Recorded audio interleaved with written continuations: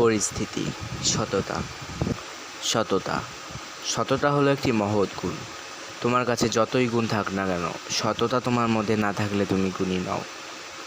কিন্তু সমাজ তথা দেশে সৎ ব্যক্তিদের কোনো মূল্য নেই। সৎরাই নিচে আর অসৎরাই উপরে। একজন সৎ ব্যক্তির পিছনে হাজার হাজার অসৎ শয়তান ব্যক্তি থাকে, আর একজন অসৎ ব্যক্তির পিছনে পুলিশরা। কী ভাবছো, পুলিশরা কি শয়তানদের ধরার জন্য? না না না, হত সোজা।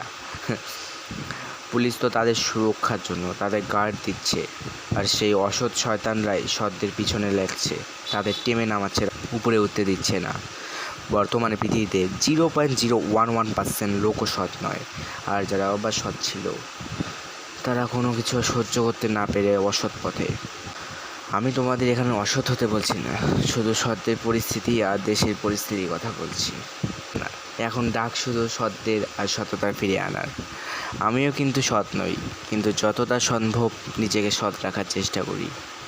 আসলে এক একটা ফ্যাক্ট ছিল, সততা মহৎ গুণ, সততার উপরে কিছুই নেই। আর এখন ফ্যাক্ট হলো, সততা অসৎ গুণে চাপা।